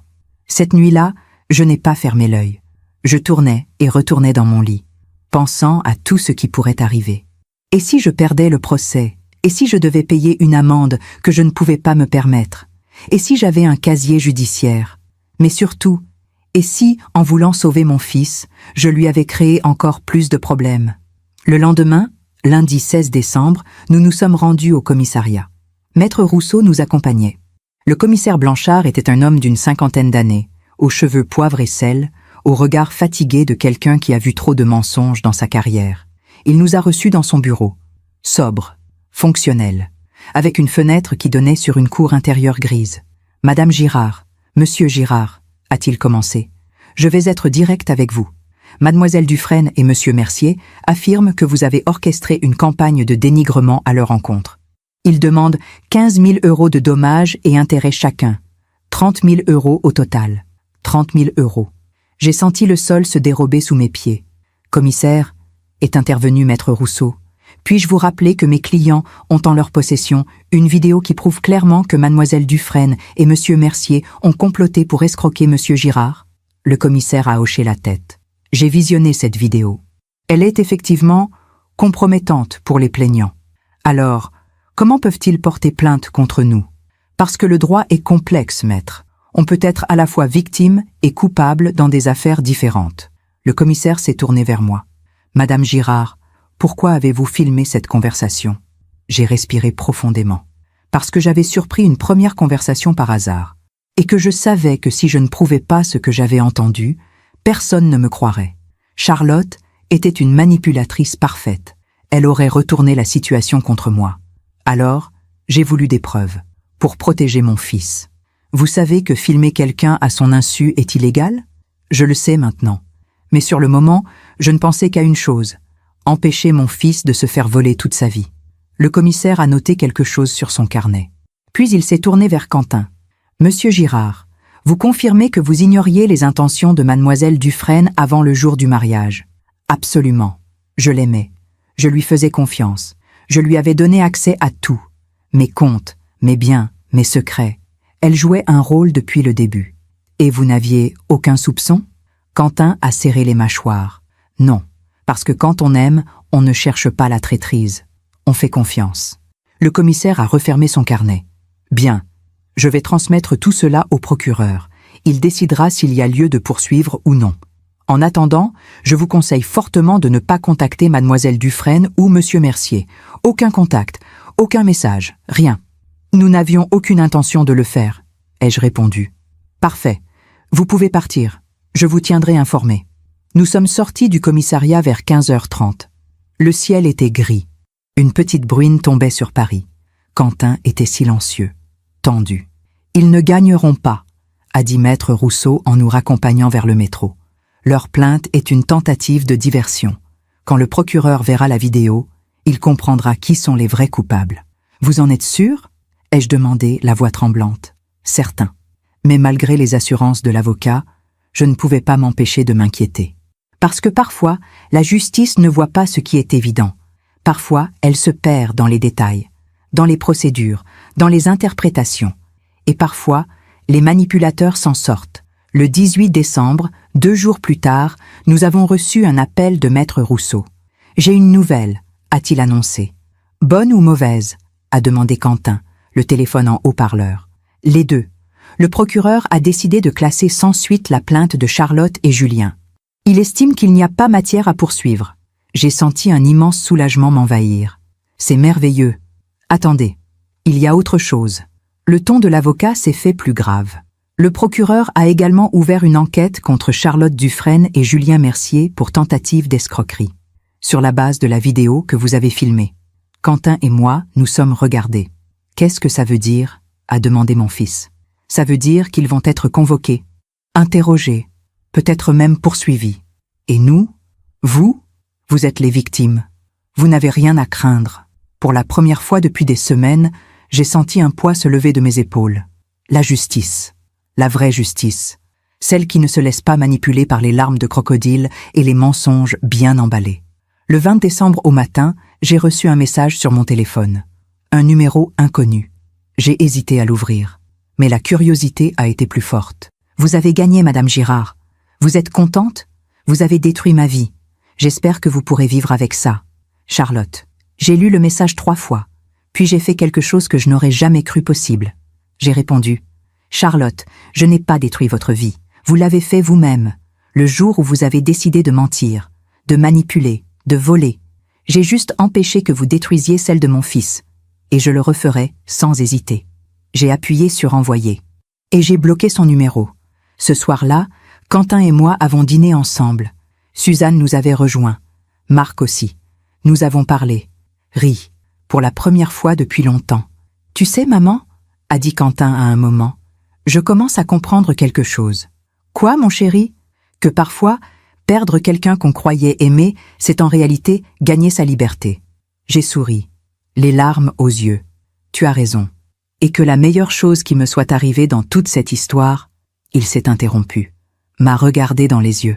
C'est d'avoir une mère qui m'aime assez pour me protéger, même quand c'est difficile, même quand c'est douloureux. Cette nuit-là, je me suis endormie paisiblement, pour la première fois depuis le 20 novembre, parce que je savais que Quentin allait s'en sortir, qu'il était plus fort qu'il ne le pensait, et que la vérité, même quand elle fait mal, finit toujours par l'emporter. Noël 2024 est arrivé sans que je m'en rende vraiment compte. Les jours entre le 20 décembre et le 25 se sont écoulés dans une sorte de brouillard doux. Un brouillard fait de petites victoires, de moments de paix retrouvés, de guérisons lentes mais constantes. Quentin avait décidé de passer les fêtes chez moi. Pas par obligation, mais par choix. « Je n'ai pas envie d'être seule cette année », m'avait-il dit. Et puis, c'est notre tradition, non ? Toi, moi et les souvenirs de papa. Le 24 décembre au soir, nous avons décoré le sapin ensemble. Un petit sapin de 2 mètres que j'avais acheté au marché de Noël près de Notre-Dame. Quentin a sorti les vieilles décorations que Philippe et moi avions collectionnées pendant 30 ans. Des boules en verre soufflées de Venise, des guirlandes dorées un peu défraîchies. Et l'étoile de cime, cette étoile en argent que Philippe avait achetée en 1987, l'année de notre mariage. « Tu te souviens quand papa me portait sur ses épaules pour que je puisse mettre l'étoile ?» a demandé Quentin avec un sourire nostalgique, comme si c'était hier. « Tu avais 5 ans. Tu étais tellement fier. J'avais l'impression de toucher le ciel. Nous avons placé l'étoile ensemble, cette fois. Quentin ne pesait plus 20 kilos. Et Philippe n'était plus là pour le porter. Mais le rituel restait. Et avec lui, une forme de continuité, de paix. Le 25 décembre, Suzanne nous a rejoints pour le déjeuner. Elle avait apporté son célèbre saumon mariné à l'ânette et une bûche de Noël faite maison, aux pralinés et aux noisettes. Nous avons mangé lentement, sans précipitation, en savourant chaque bouchée, chaque conversation, chaque rire. À un moment, Suzanne a levé son verre de champagne. « Je voudrais porter un toast », a-t-elle dit. Quentin et moi avons levé nos verres. à l'année qui vient de s'écouler, avec ses joies, ses peines, ses épreuves. Elle m'a regardé intensément. À Anaïs, qui a eu le courage de faire ce que beaucoup de mères n'auraient pas osé faire. Puis elle s'est tournée vers Quentin. À toi, Quentin, qui a survécu à une trahison qui aurait détruit beaucoup d'hommes, et qui est en train de te reconstruire avec une force admirable. Nous avons trinqué.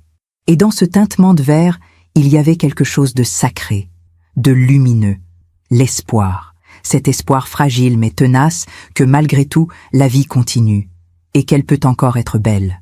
Le 28 décembre, Maître Rousseau nous a appelés. « J'ai des nouvelles », a-t-il annoncé.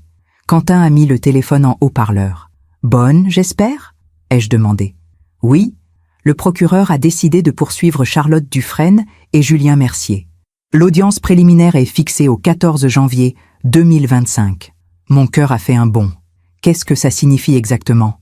Ça signifie qu'ils vont devoir s'expliquer devant un juge, répondre des accusations de tentative d'escroquerie, de faux et usage de faux concernant le mandat de vente de l'appartement et de complicité. Quentin est resté silencieux un moment. Puis, on devra témoigner? Oui, vous serez convoqué comme témoin et partie civile. Je ne sais pas si j'ai envie de la revoir. La voix de mon fils était hésitante, fragile. Je comprends, a dit l'avocat avec douceur. Mais votre témoignage est essentiel. C'est votre chance de raconter votre version, de dire ce qu'elle vous a fait. Après avoir raccroché, Quentin est resté assis, le regard dans le vide. Tu n'es pas obligé d'y aller, ai-je dit doucement. Si, je suis obligé. Il m'a regardé. Si je n'y vais pas, c'est comme si je leur donnais encore du pouvoir sur moi, comme si j'avais encore peur d'elle. Et je refuse de lui donner cette satisfaction. J'ai vu dans ses yeux cette détermination nouvelle, cette force qui naît de la douleur surmontée. Mon fils était en train de guérir, vraiment. Les jours suivants ont été étranges. Nous vivions dans une sorte d'entre-deux, entre le passé qui refusait de se laisser oublier et l'avenir qui se dessinait timidement. Quentin a repris le travail le 2 janvier 2025. Son agence avait été compréhensive, ses collègues, discrets mais solidaires. Il s'était plongé dans un nouveau projet, la rénovation d'une vieille école primaire en centre culturel. Un projet ambitieux, complexe, qui demandait toute son attention. C'est exactement ce dont j'ai besoin, m'a-t-il confié un soir.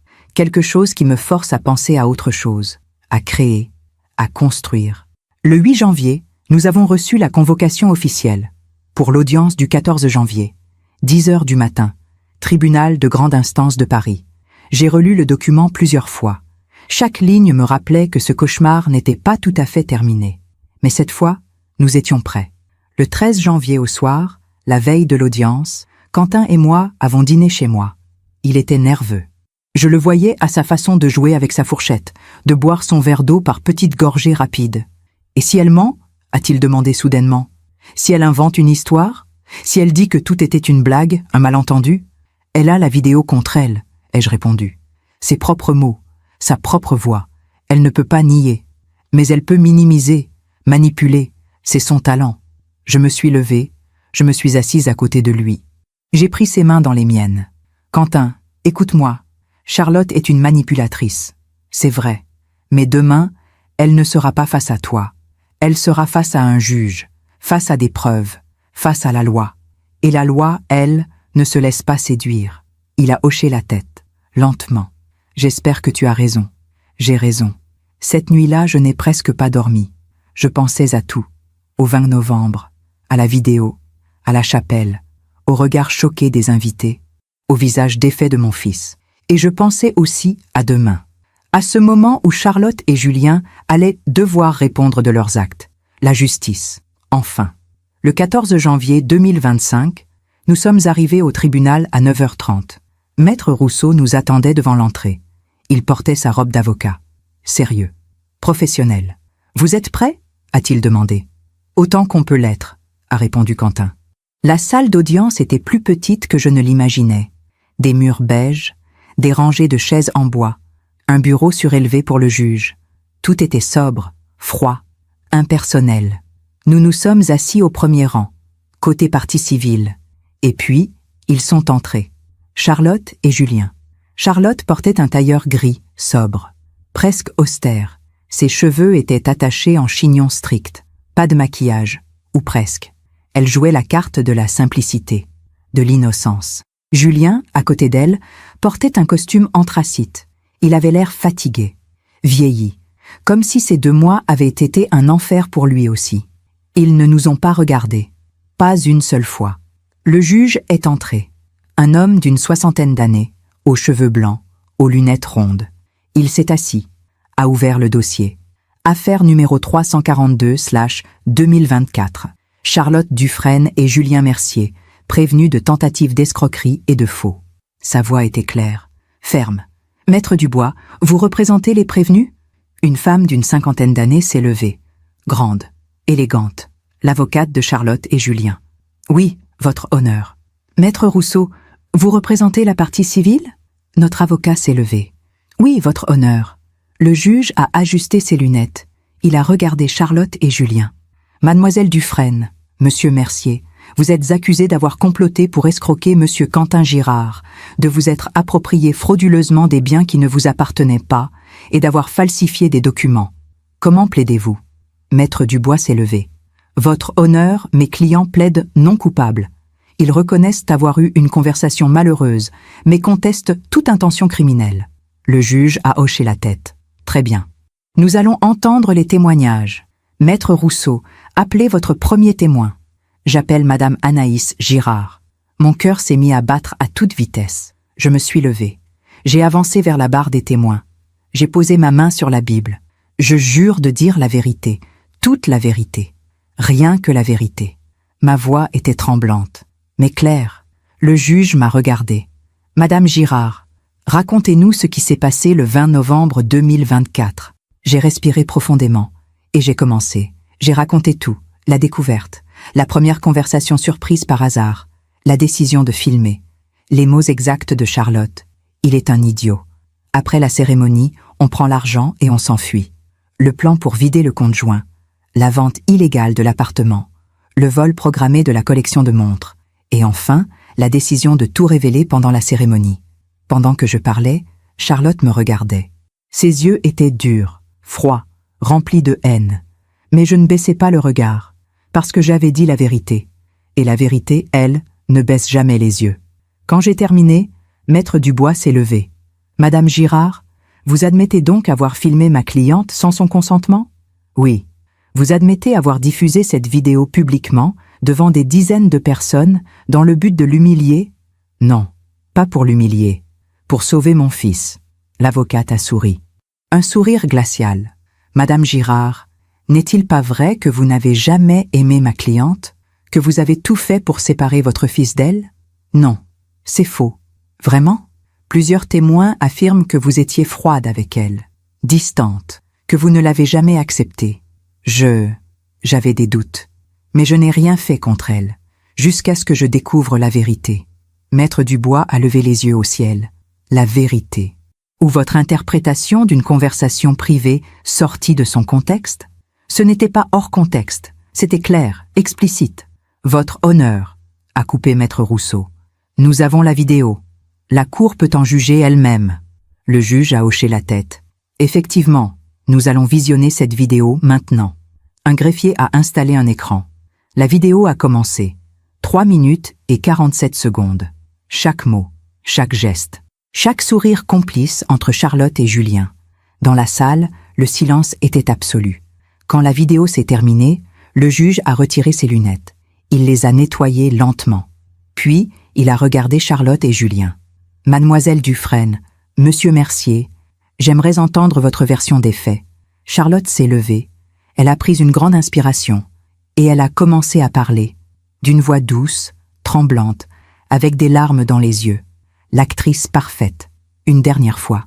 Charlotte s'est levée lentement, comme si chaque mouvement lui coûtait, comme si elle portait le poids du monde sur ses épaules. Elle s'est approchée de la barre. Elle a posé sa main sur la Bible. Sa voix était si basse qu'on l'entendait à peine. Je jure de dire la vérité, toute la vérité, rien que la vérité.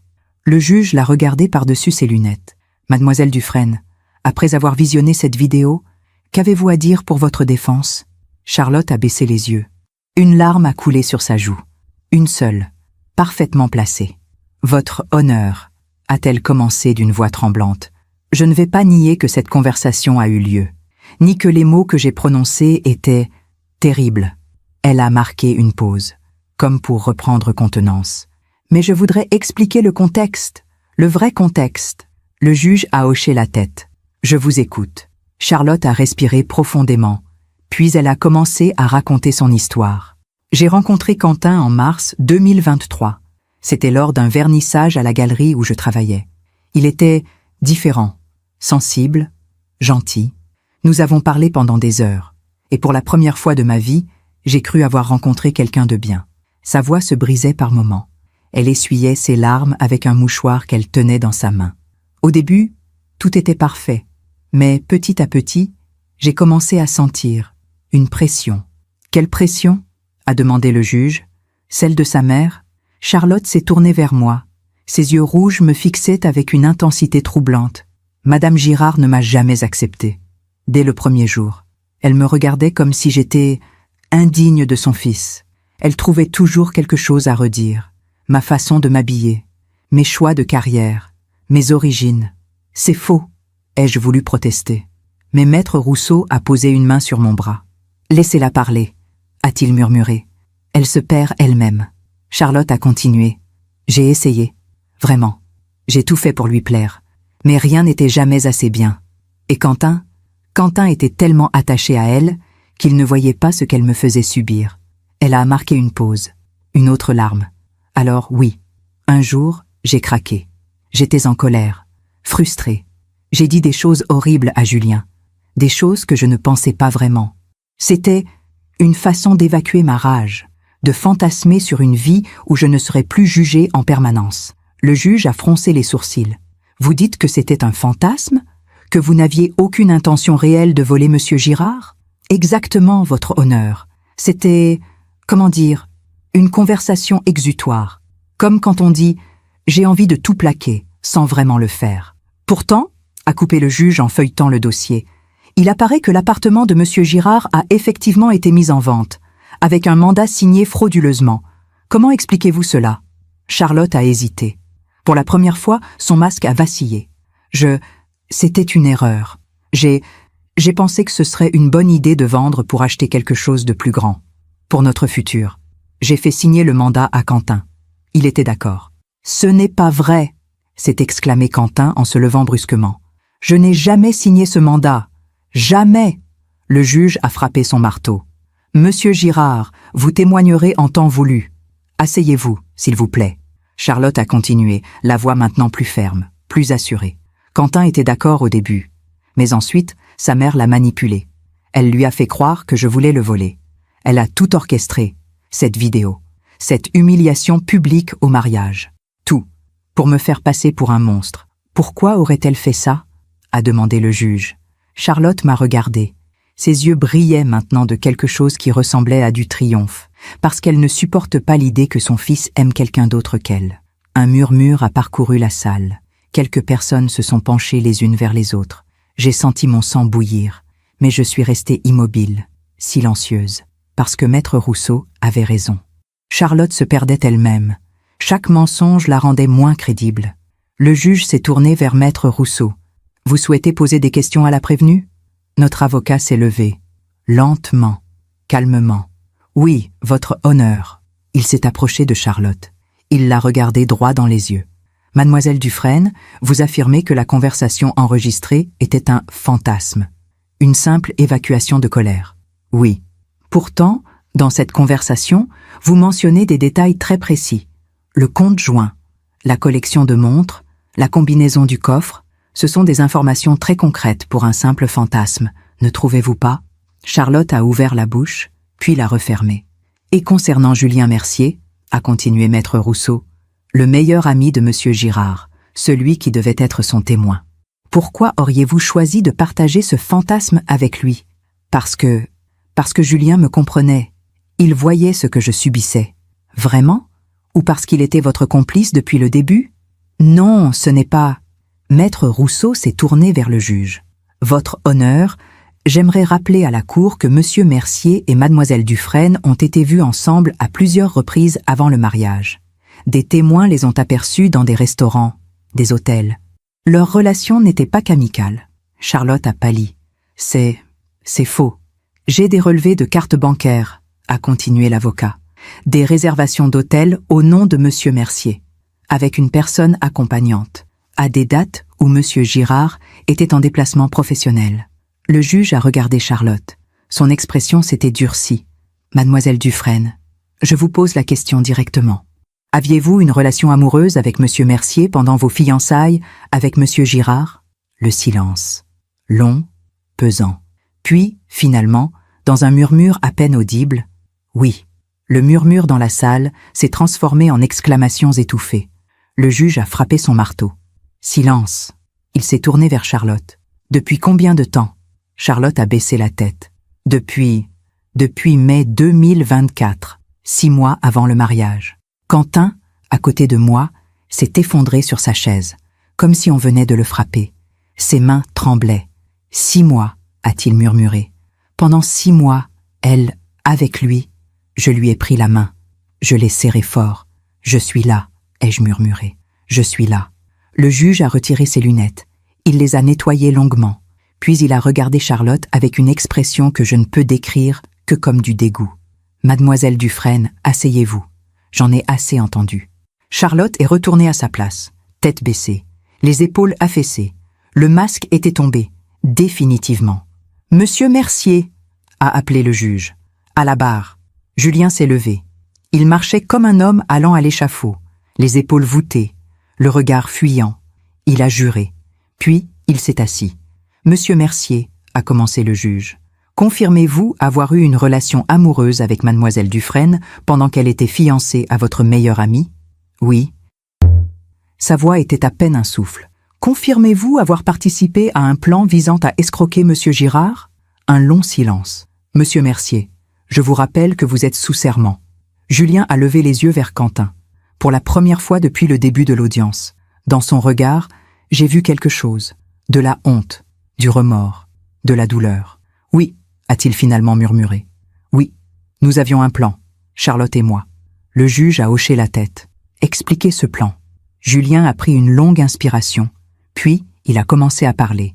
Charlotte m'a contacté en avril 2024.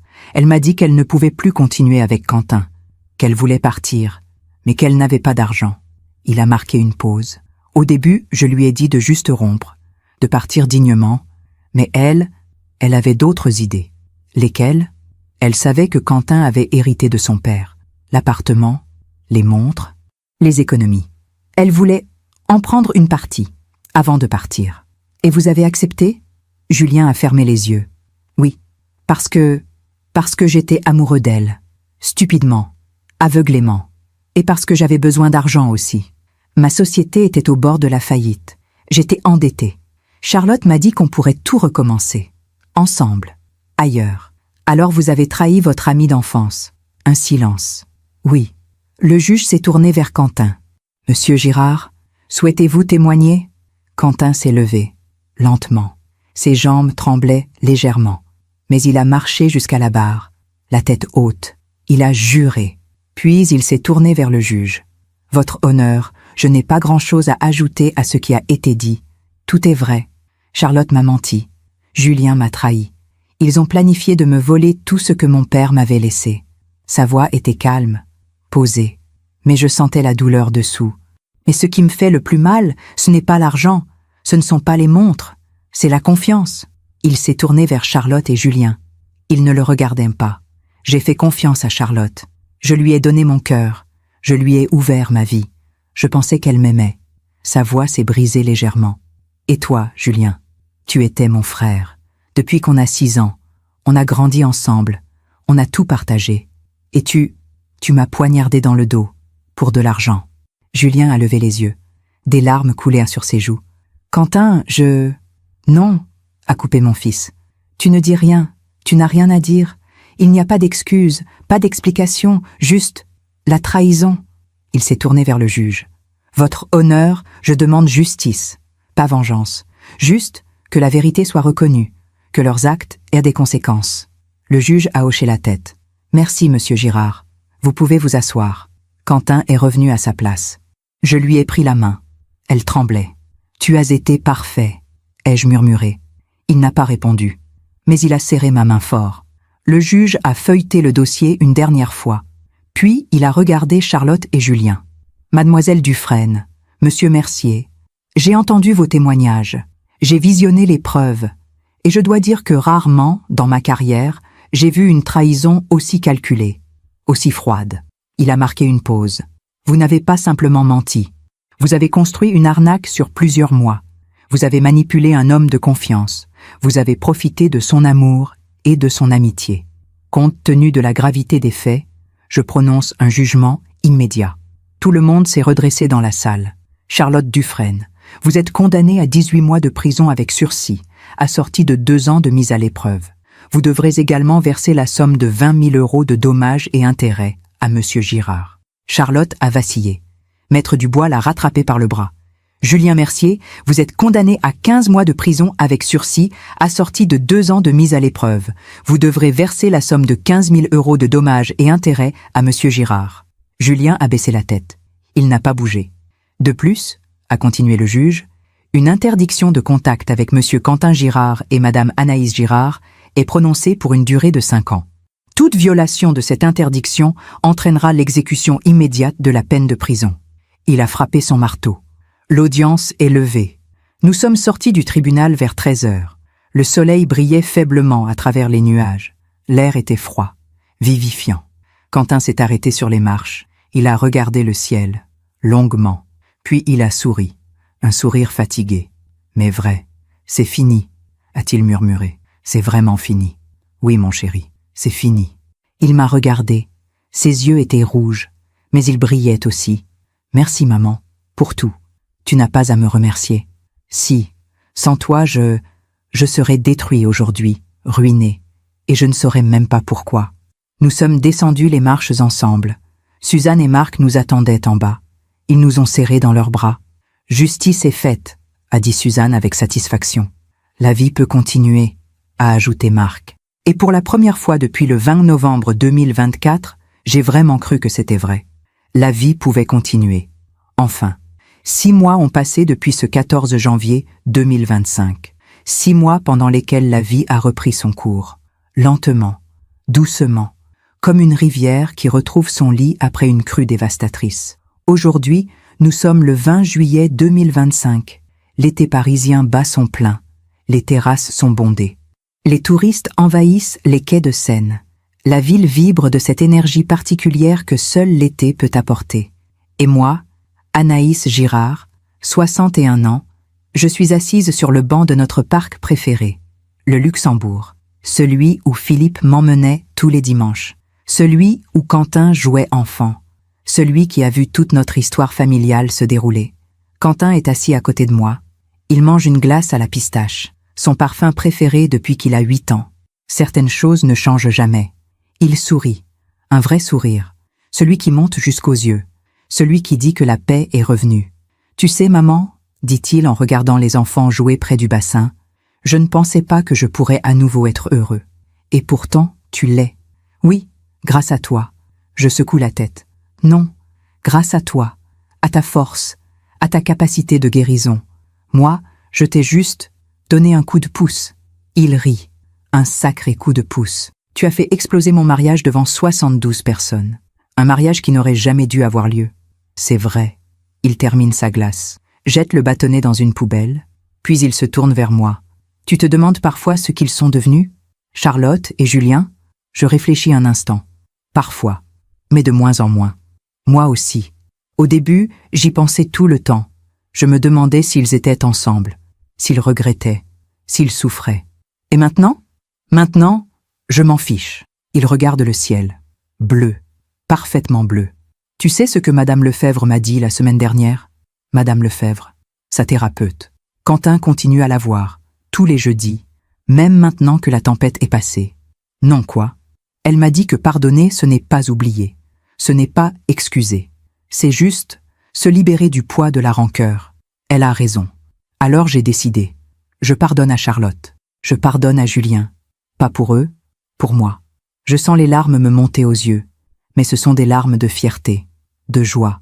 Mon fils a grandi, vraiment grandi. Il n'est plus l'homme brisé du 20 novembre dernier. Il est devenu quelqu'un de plus fort, de plus sage, de plus entier. « Et toi, maman ?» demande-t-il soudainement. « Comment tu vas ?»« Moi ? Très bien. »« Vraiment ? Parce que je sais que ce n'était pas facile pour toi non plus. Prendre cette décision, filmer cette vidéo, affronter toute cette histoire. » Je souris. C'était la chose la plus difficile que j'ai jamais faite, mais aussi la plus juste. Et quand on fait ce qui est juste, on trouve toujours la paix. Tôt ou tard, nous restons assis en silence pendant quelques minutes. Le bruit des enfants qui rient, le bruissement des arbres, le chant des oiseaux, des sons simples, beaux, apaisants. « Au fait, » dit Quentin avec un sourire mystérieux, « j'ai quelque chose à te dire. »« À quoi donc ?»« J'ai rencontré quelqu'un. Mon cœur fait un bond, pas de peur, de joie. »« Vraiment ? » ?»« Oui, elle s'appelle Léa. Elle est architecte aussi. On travaille sur le même projet, la rénovation de cette vieille école dont je t'ai parlé. »« Et c'est sérieux ?» Il rougit légèrement. « Je ne sais pas encore. On se connaît depuis 3 mois seulement. On prend notre temps. Mais elle est différente. Différente. Le même mot qu'il avait utilisé pour Charlotte. Je dois faire un effort pour ne pas réagir, pour ne pas laisser la peur s'installer. Mais Quentin voit mon expression. Il pose sa main sur la mienne. « Ne t'inquiète pas, maman. Cette fois, je sais ce que je cherche. Et ce que je ne veux plus, jamais. » « Qu'est-ce que tu cherches ? » ?»« La sincérité, la simplicité. Quelqu'un qui m'aime pour ce que je suis, pas pour ce que j'ai. » Je souris, un sourire soulagé. « Alors, je suis heureuse pour toi. Tu veux la rencontrer ? Quand tu seras prêt, quand elle sera prête. Pas de précipitation. D'accord, mais je pense que tu l'aimeras. Elle est vraie, vraie. Le mot le plus important, le plus beau. Nous nous levons. Nous commençons à marcher lentement à travers le parc, main dans la main, comme quand il était petit, comme quand Philippe était encore là. « Maman, » dit Quentin après un moment, « je voulais aussi te dire, j'ai reçu l'argent, les dommages et intérêts. Charlotte et Julien ont payé. »« Ah bon ? » ?»« Oui, 20 000 de Charlotte, 15 000 de Julien, 35 000 € au total. » Je m'arrête, je le regarde. « Et qu'est-ce que tu vas en faire ?» Il sourit, ce sourire dont je suis si fière. J'ai réfléchi. Cet argent, il vient de la douleur, de la trahison. Je ne veux pas le garder pour moi. Je veux qu'il serve à quelque chose de bien. Qu'est-ce que tu as en tête ? Je vais le donner. À une association qui aide les victimes d'escroqueries sentimentales, pour qu'ils puissent se reconstruire, comme je l'ai fait. Je le serre dans mes bras. Fort, si fort. Tu es un homme bon, Quentin, comme ton père. C'est toi qui m'as appris à l'être. Non, c'est la vie, les épreuves, la douleur, tout ça t'a forgé. Nous reprenons notre marche. Le soleil commence à descendre doucement. Les ombres s'allongent sur l'herbe verte. « Tu sais ce que je me dis parfois ?» demande Quentin. « Quoi ? Que peut-être que tout ça devait arriver, pour que j'apprenne, pour que je grandisse, pour que je devienne qui je suis aujourd'hui. » Je réfléchis à ces mots, et je réalise qu'il a raison. Tout a un sens, même la douleur, même la trahison, parce que c'est dans l'obscurité qu'on apprend à chercher la lumière. C'est dans la chute qu'on apprend à se relever. C'est dans la blessure qu'on découvre notre force.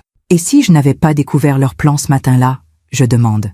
Si je n'avais pas filmé cette vidéo, Quentin soupire. Tu m'aurais retrouvé 6 mois plus tard, ruiné, brisé, sans comprendre pourquoi. Je serais peut-être devenue amère, cynique, incapable de faire confiance à nouveau. Il me regarde dans les yeux. Tu m'as sauvée, maman. Pas seulement de Charlotte. Tu m'as sauvée de moi-même, de ce que je serais devenue. Nous arrivons à la sortie du parc. Le soleil est bas maintenant. Doré. Magnifique. On rentre ? Demande Quentin. Oui, j'ai préparé un bœuf bourguignon, comme celui de papa. Parfait.